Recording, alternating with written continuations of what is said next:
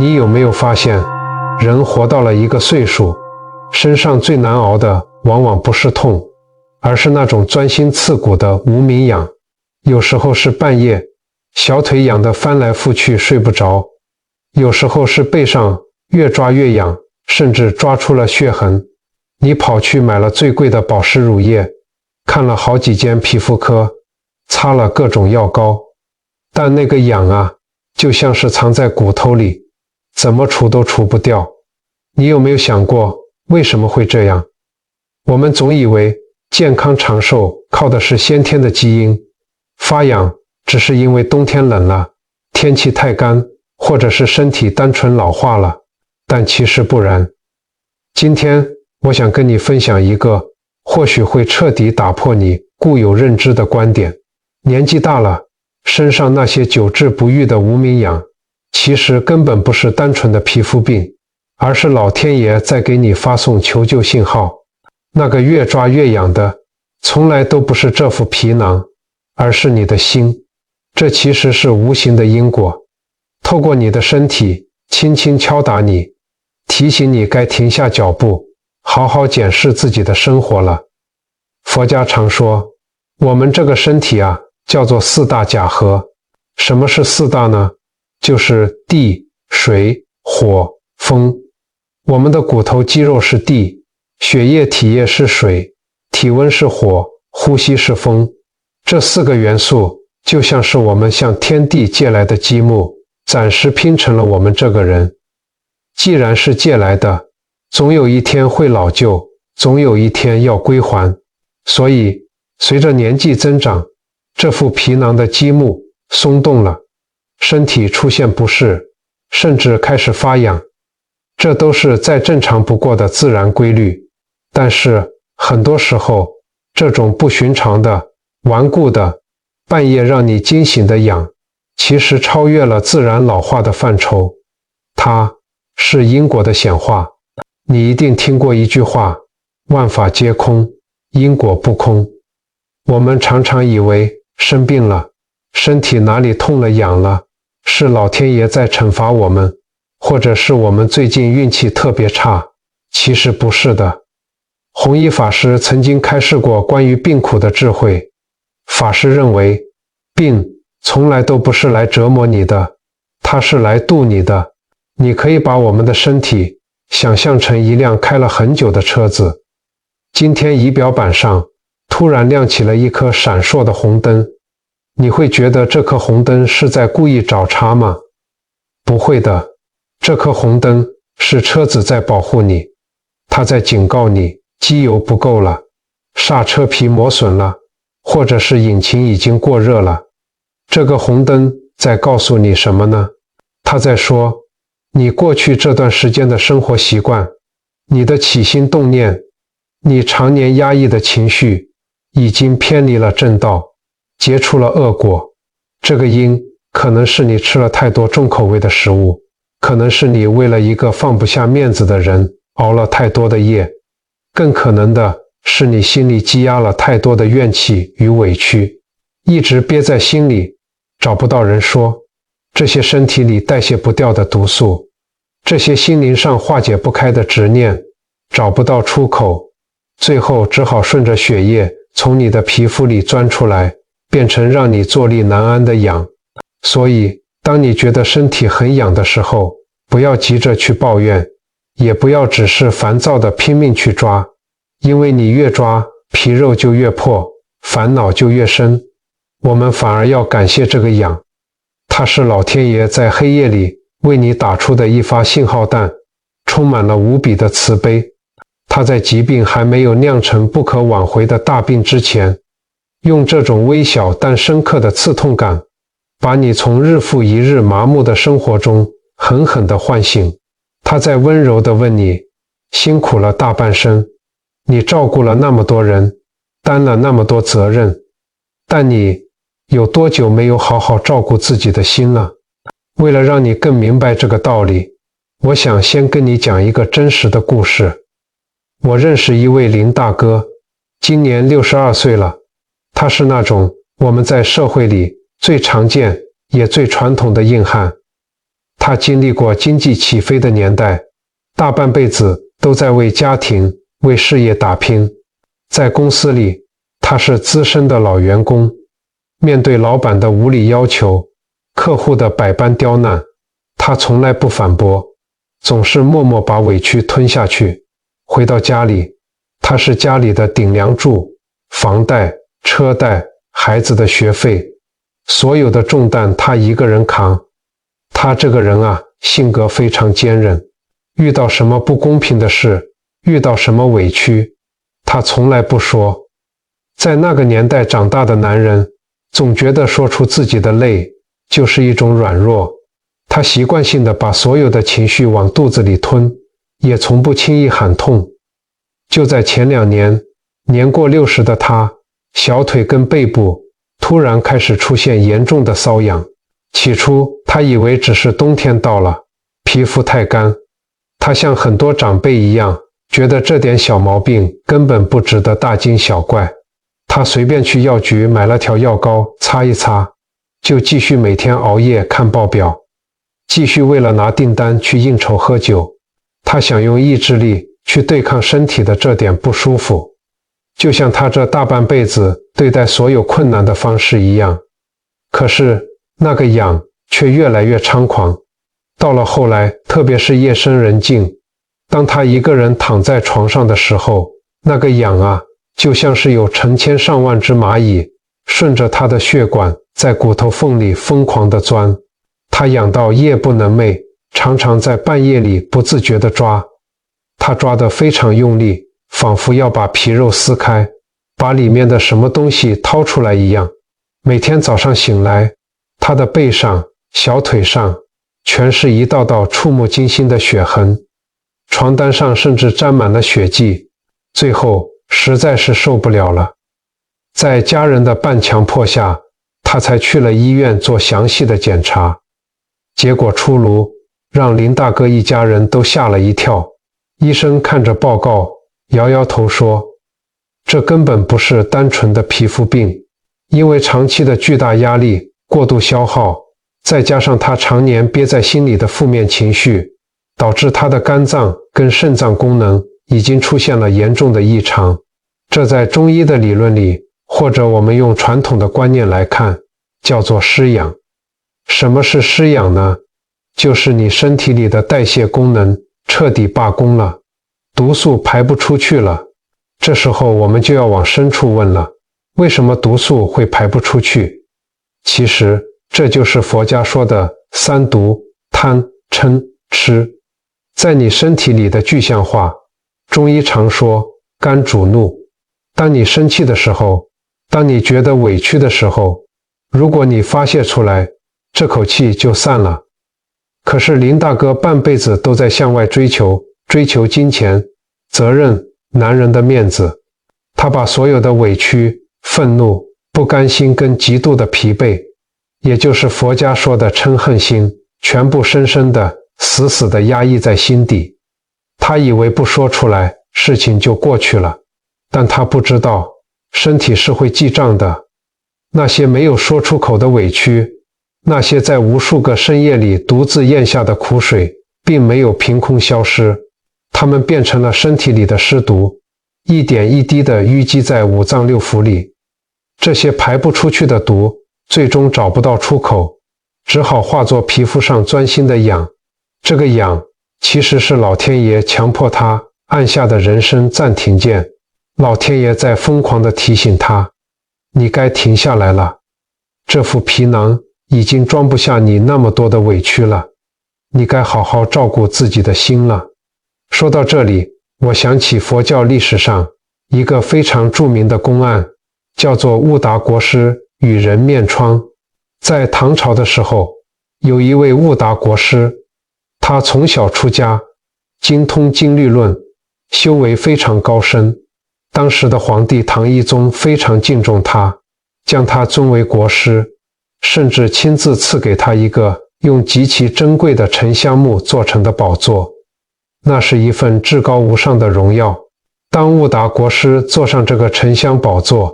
看着底下文武百官对他无比恭敬的时候，他那原本平静如水的心里突然忍不住升起了一丝丝的骄傲与欢喜。他觉得自己真的很了不起，修为真的很高。没想到，就因为这一念微小的骄慢心，他的膝盖上突然长出了一个奇怪的疮。更可怕的是，这个疮竟然长得像人的脸一样，有眉毛，有眼睛，有嘴巴，甚至还要吃东西。这个人面疮带给悟达国师痛不欲生的折磨，他痛到无法走路，四处求医，所有的大夫都束手无策。后来他遇到了一位神僧，神僧用清净的三昧水为他洗涤。在洗涤的时候，那个人面疮竟然开口说话了。原来这个疮是悟达国师10世以前的一个冤亲债主。因为悟达国师过去10世都是持戒严谨的高僧，冤魂一直找不到机会报仇。直到这一世，因为皇帝赐了沉香宝座，悟达国师心里升起了骄傲，有了贪嗔痴的破绽，这个冤魂才终于找到了缝隙，趁虚而入，化成了人面疮。直到最后，悟达国师彻底放下了一代国师的身段与骄傲，用最真诚的忏悔心去面对自己的过错，化解了这段几百年的恩怨，这个人面疮才终于痊愈。各位朋友，你仔细体会一下，古时候的悟达国师因为一念的骄傲，让业力趁虚而入，长了人面疮。现在的林大哥因为长期的执念与情绪压抑，导致了肝肾罢工的失养。这两件事发生在不同的时代，听起来好像完全不一样，但它们底层的逻辑是完全相同的。这印证了佛法里最深刻的一句话：病由心生，亦由心灭。身体上的疾病，皮囊上的痒，从来都不仅仅是医学上的物理症状，它更是因果的显化，是你内心状态的一面镜子，是生命对我们最慈悲的警告。它在告诉你，不要忽视起心动念的力量，不要把情绪当作垃圾一样往心里塞，因为所有的压抑最终都会以疾病的方式向你讨债。刚才我们讲了林大哥的失养，它是一场情绪压抑的溃堤。现在我想跟你聊聊另一种，很多50岁、60岁以上的女性朋友可能会特别有共鸣的干痒。我有一位听众，我们叫她陈大姐，今年65岁了。陈大姐是个非常热心、非常能干，但也习惯把一切抓得紧紧的传统妈妈。她大半辈子都在为儿女操心，她的人生就是围绕着丈夫和孩子转。小到孩子明天出门穿什么衣服，便当里带什么菜，大到孩子考什么大学，做什么工作，跟谁谈恋爱，跟谁结婚，她都要管，而且管得很严格。在她的观念里，控制就是她表达爱的方式。只要一切都在她的安排之下，她就觉得这个家是安全的，她就觉得自己是一个称职的母亲。她非常享受那种被全家人依赖、被需要的感觉。可是时间是最无情的，这几年儿女们各自成家，一个个搬出了那个她精心打理的大房子，家里突然安静了下来，只剩下她跟老伴2个人，每天看着空荡荡的客厅，不用再早起做早餐，不用再等门。突然之间，她觉得自己好像失去了人生的重心，她觉得自己不被需要了。那种强烈的失落感，就像是心里被挖空了一大块。她开始频繁地打电话给儿女，干涉他们的新家庭，却换来儿女的敷衍，甚至是不耐烦。也就是在这个身心都感到无比失落的时候，她的身体开始出现大面积的干痒。那种痒和林大哥的失痒完全不同，那是一种极度干燥的折磨，像是皮肉里的水分被某种无形的力量瞬间抽干了，皮肤变得像枯树皮一样粗糙。他越抓，白色的皮屑就掉得越多，就像是秋天落不完的枯叶。他他慌了，他跑去百货公司专柜，买了最贵的身体保湿乳液，一罐接着一罐的抹。他看遍了有名的皮肤科医生，吃了药，擦了各种保湿霜，可是夜里还是痒到睡不着，常常在半夜里抓到破皮流血，那种痒仿佛是一个无底洞，外在的保养品无论多么昂贵，怎么涂都滋润不进去。为什么会这样呢？我们来听听佛经里一个非常有名的比喻。佛教经典里有一个猴子抓豆的故事。在印度古老的森林里，猎人为了解决破坏农作物的猴子，发明了一种非常聪明却又无比残酷的陷阱。猎人找来一个窄口瓶，瓶子的肚子很大，但瓶口非常窄，刚好只能让猴子的一只手勉强伸进去。猎人把瓶子牢牢地绑在树上，然后在瓶子里面放满了猴子最喜欢吃的香甜的花生和豆子。猴子在树上闻到了香味，兴奋地跑过来，他把手伸进窄口瓶里，贪心地抓了满满一大把的豆子。可是当他握紧拳头想要把手抽出来的时候，问题来了，因为他握紧了拳头，手变大了，就卡在那个狭窄的瓶口，怎么拔都拔不出来。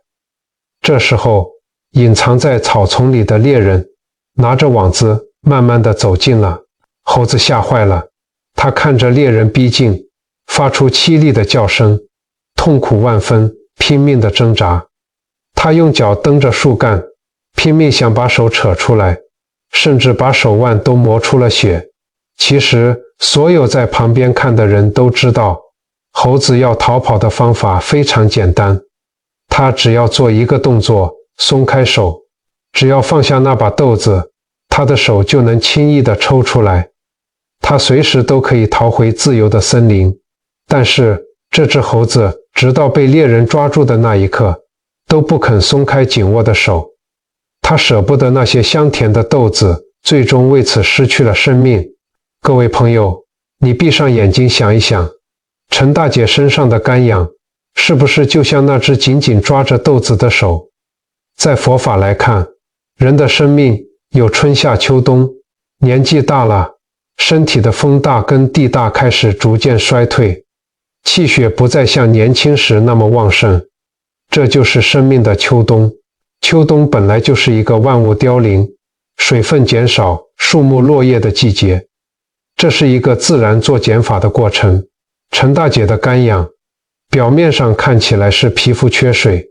但实际上是她的灵魂缺了放下这两个字。她死死地抓着过去母亲的绝对权威不放，抓着那份被需要的控制欲不放。那些过去的习惯，过去的依赖，就是瓶子里的豆子。她拒绝接受生命已经步入了秋冬，拒绝接受孩子已经长大独立，更拒绝承认自己正在逐渐老去。她越是抗拒这个无常的规律，心里就越干枯，身体的反噬就越强烈，皮肤就越痒。她擦了再多的保湿乳液，都无法填补心里的那个大洞，因为真正的解药根本不在皮肤上，而是在她的心里。唯有像那只猴子一样，深深地吐出一口气，看破这个陷阱，松开手，不再执着于瓶子里的豆子，明白孩子的独立是生命的必然，明白老去是一种优雅的沉淀。当他坦然接受生命的变化，心不再执着了，这副皮囊深处的渴与痒才会真正的止息。听完了林大哥的情绪压抑，听完了陈大姐的控制与焦虑，现在我要讲第三个故事。这个故事或许是我们许多人在步入中老年之后最害怕面对也最难跨越的一道坎。这道坎佛法称之为爱别离苦，也就是面对失去与执念的痛。我们来认识一位宋伯伯。宋伯伯今年68岁了，1年前与他相伴了整整40年的老伴，因为一场突如其来的重病，永远地离开了他。宋伯伯和老伴的感情非常深厚， 40年来，他们从年轻时的一无所有，一起白手起家，一起把孩子拉拔长大。每天早上，老伴会帮他泡一杯热茶，每天傍晚，两人会牵着手在公园散步。对宋伯伯来说，老伴就是他生命里空气一样自然的存在。老伴刚走的时候，亲戚朋友都很担心他撑不下去，可是宋伯伯表现得非常坚强，在外人面前，他没有掉过一滴眼泪。办完后事，他照常每天早上出门，去公园参加早觉会，照常跟老朋友泡茶下棋，谈笑风生。大家都夸宋伯伯很豁达，看得很开。可是只有宋伯伯自己知道，那个看似坚强的躯壳里装着一个支离破碎的灵魂。这半个多月来，宋伯伯的身体出现了一个非常奇怪的症状，他的双手，特别是手心和手指的缝隙，开始出现严重的汗疱疹，伴随着大面积的脱皮和剧烈的发痒。那种痒是钻心刺骨的，他越是看着那些脱落的皮屑觉得烦躁，越是想把它们撕掉，手心就越是痒得像火烧一样。他以为是最近用的洗碗巾太伤手，导致了过敏。他换了最天然的手工皂，去诊所拿了最强效的类固醇药膏，每天厚厚地涂在手上，可是一点用都没有。手掌心的皮屑越撕越多，甚至露出了底下鲜红的嫩肉，稍微碰到水就痛得钻心。但那股从神经深处透出来的痒，却依然如影随形。为什么偏偏是双手发痒呢？各位朋友，我们的双手是我们用来抓取、用来拥抱、用来牵着心爱之人的器官。在中医的经络里，手掌心是心包经的所在，它直接连接着我们的心脏，连接着我们的情感中心。宋伯伯的双手发痒，根本不是洗碗巾的问题，那是因为在无数个夜深人静的夜晚，当别人都在熟睡的时候，宋伯伯会独自一个人坐在昏暗的房间里。他会打开衣柜，反复地抚摸老伴生前穿过的衣服，仿佛还能感受到他的体温。他会拿着他们年轻时的照片，用大拇指一遍又一遍地摩擦照片里老伴的脸庞。他的心里死死地抓着过去40年的记忆不放。他无法接受爱人已经彻底离开了这个世界，他想要抓住他，可是他的双手只能抓到一团空气。这种深沉的悲痛，这种对过去的无尽眷恋，这种佛法中说的求不得与爱别离，化作了一股无形的欲火。这股火郁结在他的掌心，无法释放，最终化成了手掌上钻心的发炎与剧痒。这个痒是他的灵魂在哭泣。我想用一个佛教里非常美丽，但也非常发人深省的故事来解开宋伯伯手心的这个结。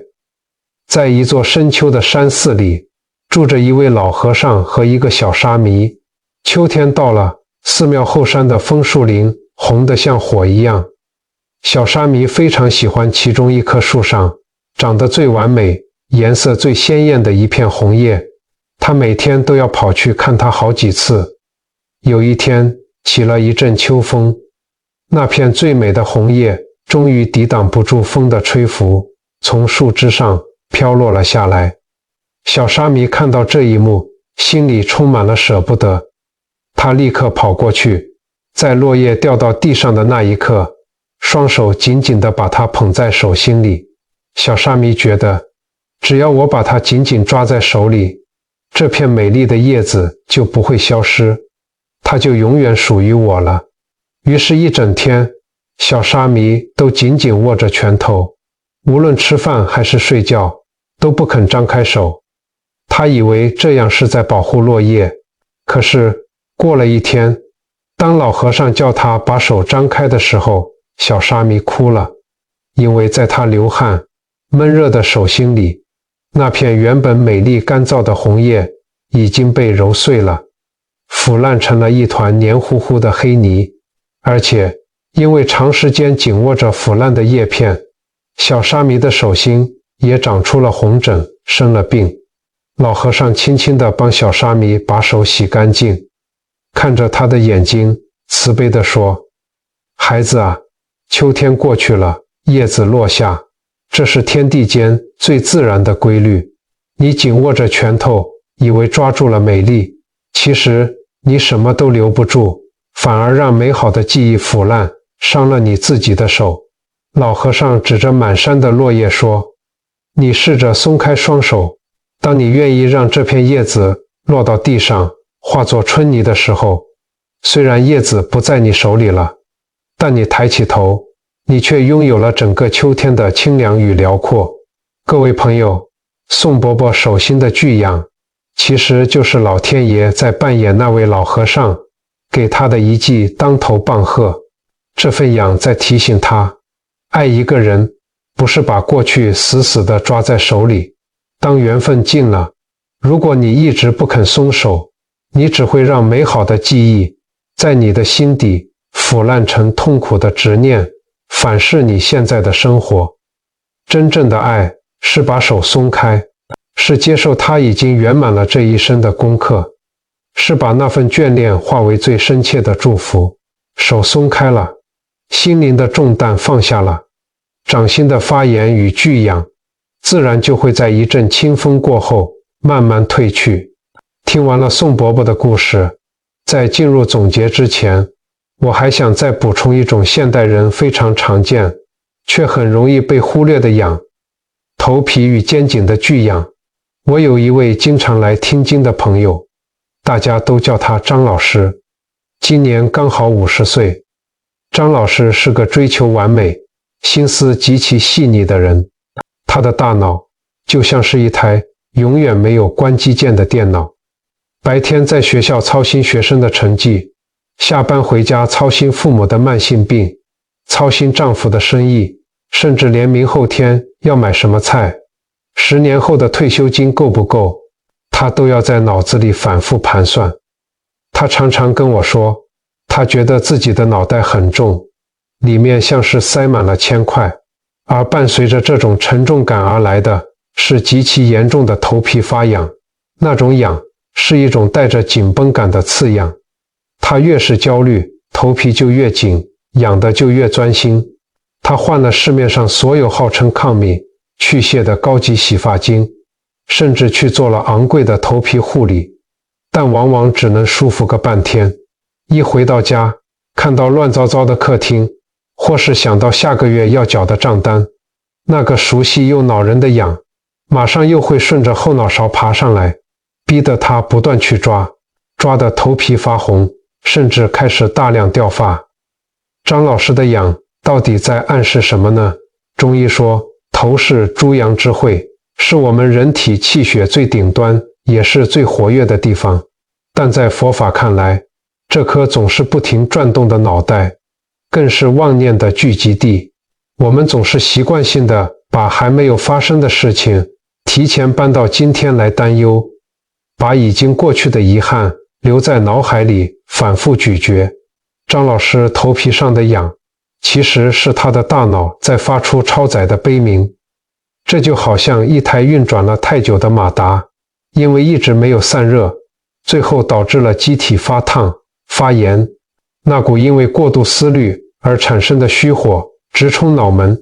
化成了头皮上挥之不去的刺痒。佛经里有个比喻，说我们的心就像是一杯装满泥沙的浊水，如果你一直用棍子去搅动它，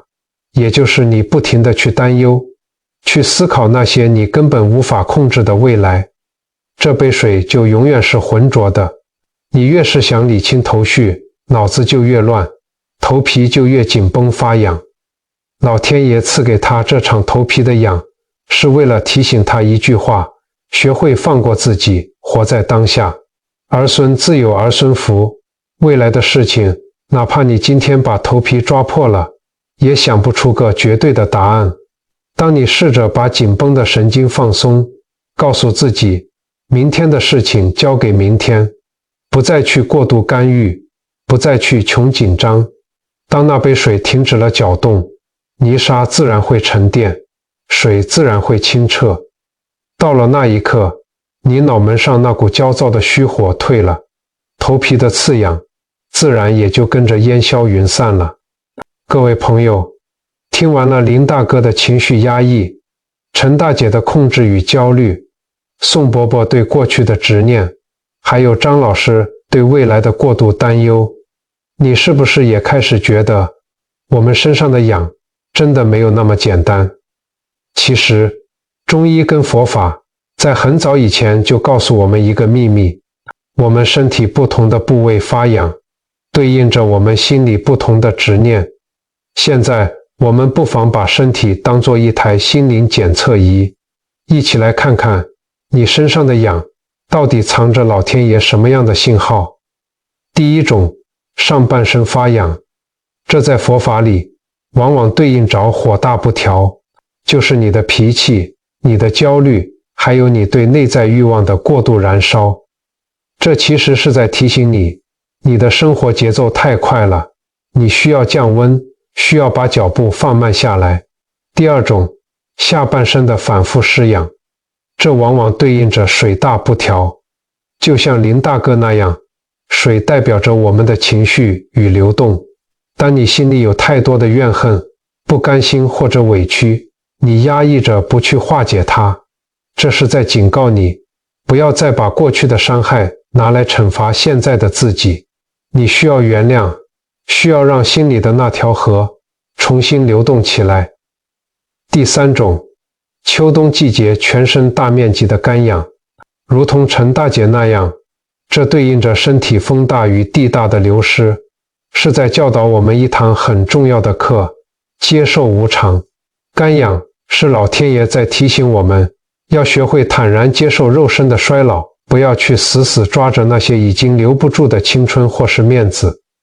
第四种，双手手心不断脱皮发痒，这对应着心包经的欲火，就像宋伯伯一样，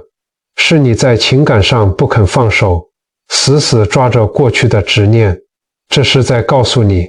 爱不是紧握拳头，而是张开双手给彼此自由。第五种，头皮与肩颈发痒，就像张老师那样，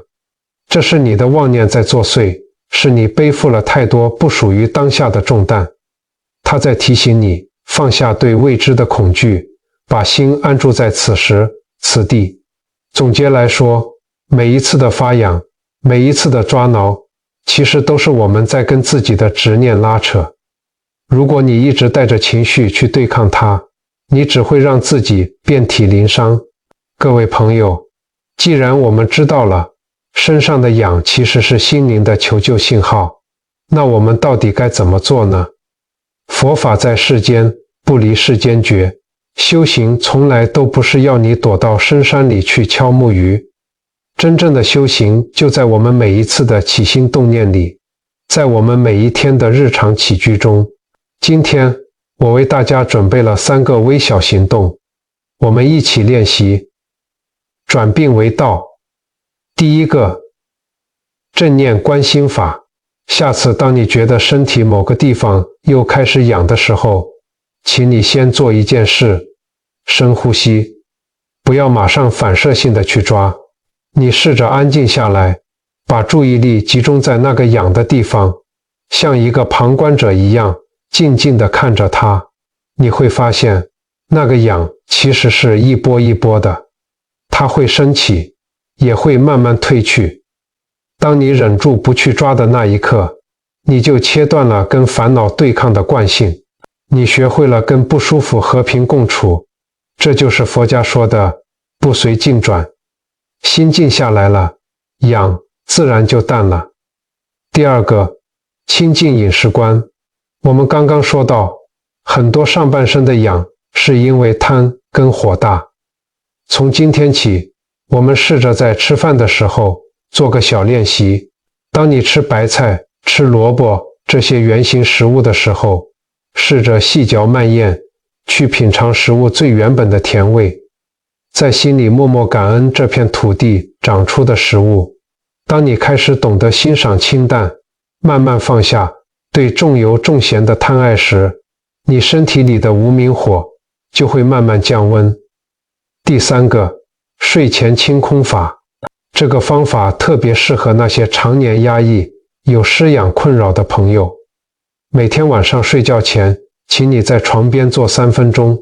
在心里默默地对自己说：今天一整天，无论别人对我做了什么，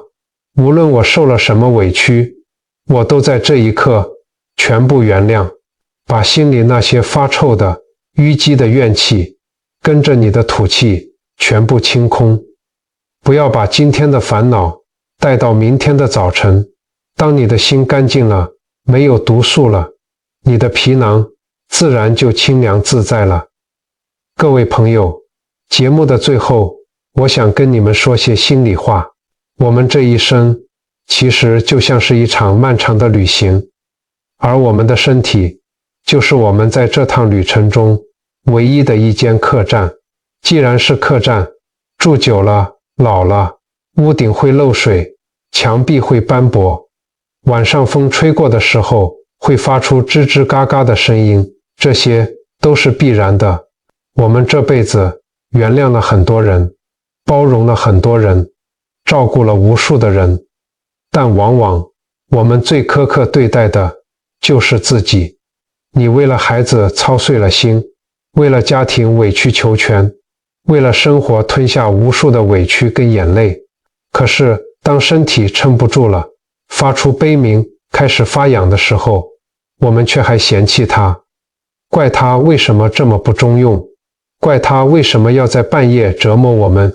这对我们的身体是不公平的。所以那些半夜里让你惊醒的痒，那些擦了药膏也退不去的红疹，请你不要再去讨厌它，不要再去带着情绪对抗它，请你把它当作是佛菩萨在夜深人静的时候轻轻地触碰了你的肩膀，非在心疼你，非在用这种微小的不舒服温柔地告诉你：孩子，你太累了，该歇歇了，放下那些不属于你的重担吧。干痒是在教导我们坦然接受生命的老去，接受这世间的无常，而施痒是在教导我们原谅过去的伤害，把心里的怨气彻底清空。掌心的巨痒则是在教会我们松开紧握的双手，让爱与记忆随风自由。至于头上的烦痒，更是要我们懂得放过自己，活在当下。每一次的痒其实都是一次灵魂的洗涤，每一次的抓挠都是老天爷在问你：放下了吗？看开了吗？从今天开始，别再跟自己过不去了。让我们学会带着慈悲心去抚摸自己身体上那些不完美、不舒服的地方，在每天睡前轻轻地跟自己的身体说一声：这大半辈子真的辛苦你了，谢谢你一直陪着我。如果你在今天的影片里找到了属于自己的平静，或者你想为自己、为你深爱的家人祈福，请你在底下的留言区写下这8个字：接纳无常，身心安顿。让我们把这份温暖、包容还有放下的力量，在留言区凝聚成一个强大的正向磁场，去祝福每一个正在受身体病痛折磨，或是心里还藏着委屈的人，都能早日找到他们的解药，找回内心的清凉。这里是青灯古佛畔，愿你日日是好日，夜夜得安眠。在我们说再见之前，我想轻轻地拜托大家一件事：如果今天的内容有那么一句话、一个故事触动了你，或者是让你想起了某位正在受身心煎熬的老朋友、老伴侣，请你顺手按个赞，并把这支影片分享给他们。你的每一次转发，每一次订阅，对我来说不只是频道成长的动力，更是我们一起把这份慈悲与智慧传递给更多有缘人的善举。我们下次见，祝福大家。